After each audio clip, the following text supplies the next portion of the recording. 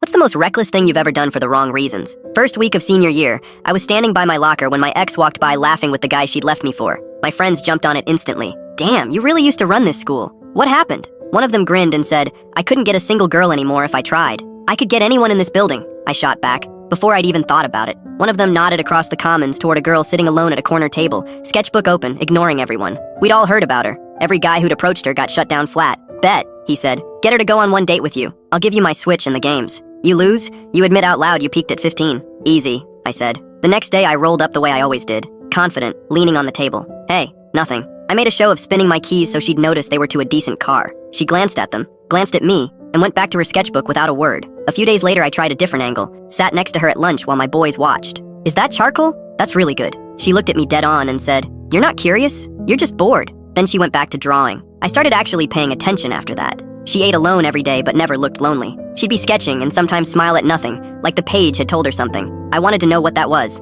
I found another excuse. After school I saw her drawing on the bleachers. What is it? I asked, and realized I actually wanted to know. She eyed me, suspicious, then said, A heron. They stand still for hours. Then they're gone before you even see them move. That was our first real conversation. Over the next few weeks we kept crossing paths. Some of it accidental, a lot of it not. Each time we talked a little longer. One afternoon I spotted her by the creek behind the school, crumbling bread for the birds. No friends around. No audience. I walked over anyway. Why are you always by yourself? I asked. She looked at me like she hadn't expected the bluntness. It's simpler this way. I kept pushing. Why not let anyone in? She laughed, but it came out hollow. Do your parents have steady jobs? A house? I said yeah, confused. If you'd spent middle school moving between foster homes, she said, and the one place that finally felt safe sent you back after 8 months, how would you spend your lunches? My stomach dropped. I had nothing. She nudged my shoulder. Relax, loser. I actually like talking to you. You too, I said, and this time I meant it. She smiled, and my chest did something stupid, and that's when I knew I was in trouble. That week I found my friends and told them the bet was off. Knew you couldn't do it. One of them laughed. The other said I was washed.